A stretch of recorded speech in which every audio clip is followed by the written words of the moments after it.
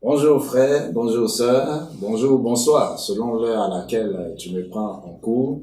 Je suis vraiment très heureux d'être en contact avec vous encore ce matin ou cet après-midi. Que la grâce de Dieu repose sur votre vie, que sa faveur continue d'être notre partage, que sa puissante main continue de nous protéger en ces temps difficiles et que nous soyons toujours sous sa couverture. Que Dieu vous bénisse.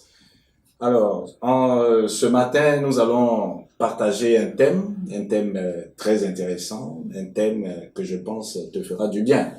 Il s'agit du culte de famille, le culte de famille. Ce thème sera traité en 4 grandes parties. Nous allons voir dans un premier temps ce que c'est que le culte de famille. Dans un deuxième temps, nous parlerons des caractéristiques du culte de famille. Puis, nous allons montrer l'importance, dans un troisième temps, l'importance du culte de famille. Et nous terminerons par comment animer le culte de famille. Voilà. Évidemment, ces différentes parties ne seront pas traitées en une seule séance. Pour aujourd'hui, nous allons voir juste la première partie et puis nous prendrons rendez-vous la prochaine fois pour les différentes parties qui doivent suivre. Alors, de quoi s'agit-il? On peut remarquer aujourd'hui que de nombreuses familles chrétiennes ont limité leur vie d'adoration, leur vie de communion avec Dieu seulement aux activités de l'Église. Aux activités de l'Église. Donc, le culte de dimanche, les programmes de prière de l'Église ou les cellules qui regroupent les frères et sœurs d'un même quartier. Donc, beaucoup de familles chrétiennes ont limité leur vie d'adoration, leur vie de communion avec Dieu à ces quelques activités. Et cela n'est pas très intéressant. Et donc, ce que nous appelons le culte de famille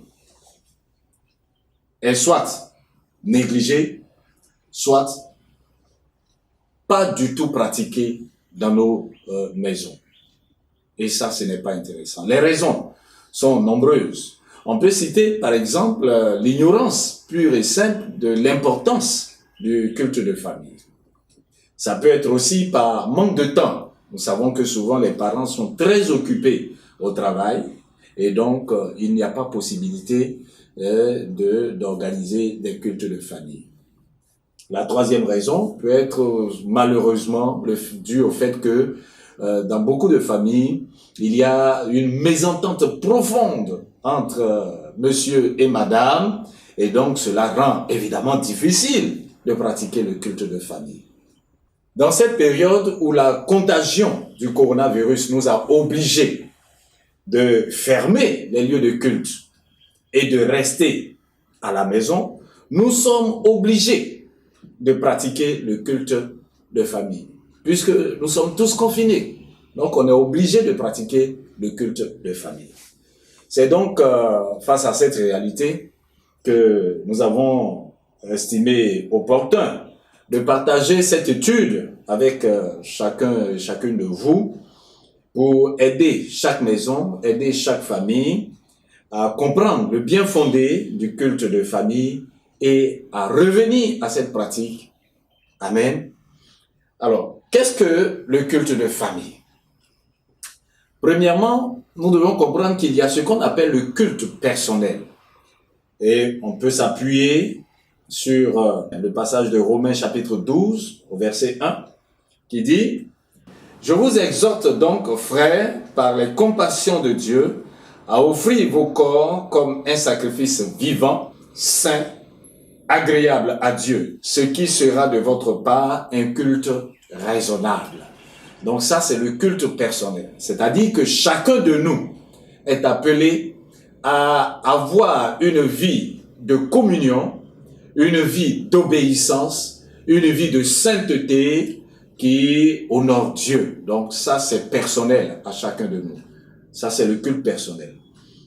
Il y a ce qu'on pourrait appeler le culte collectif de l'Église. En ce moment, ça réunit tous les frères et sœurs de l'Église. On peut s'appuyer sur des passages comme 1 Corinthiens chapitre 14 au verset 26, qui dit Que faire donc, frères? Lorsque vous vous assemblez, les uns ou les autres parmi vous ont-ils un cantique, une instruction, une révélation, une langue, une interprétation, que tout se fasse pour l'édification. Donc ça, c'est le culte collectif, le culte de l'Église.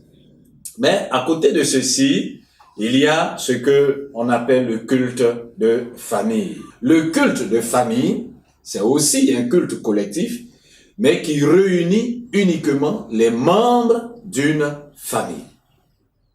Alors certains peuvent le dénommer autrement, dévotion familiale, culte en famille, d'autres encore disent simplement lit et prier, peu importe la façon dont cela est dénommé. Le plus important est que chaque famille doit absolument avoir un moment pendant lequel tous les membres adorent Dieu ensemble.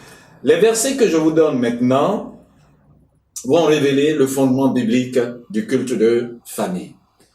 On va pas les lire tous, je vous les donne. Deutéronome chapitre 6, versets 5 à 9. Le psaume 78, versets 3 à 7. Et je vais lire Éphésiens chapitre 6, verset 4. Voici ce qui est écrit.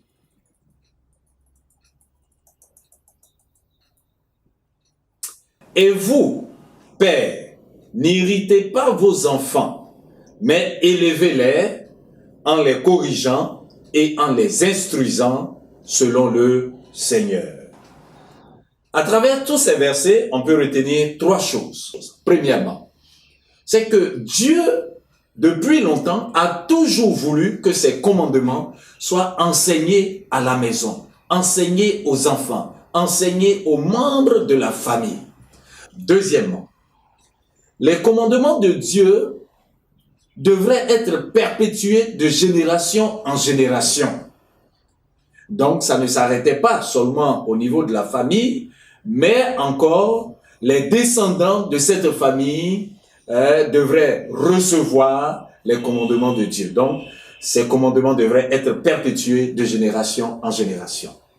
Troisièmement, le père et la mère, comme on vient de le lire dans Éphésiens, le père surtout, mais aidé aussi par la mère, ont la responsabilité d'éduquer les enfants selon le Seigneur.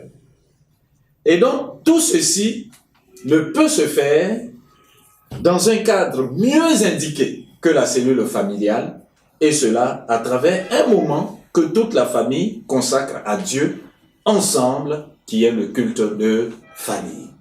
Voilà. Je voudrais m'arrêter pour aujourd'hui sur ces quelques notes.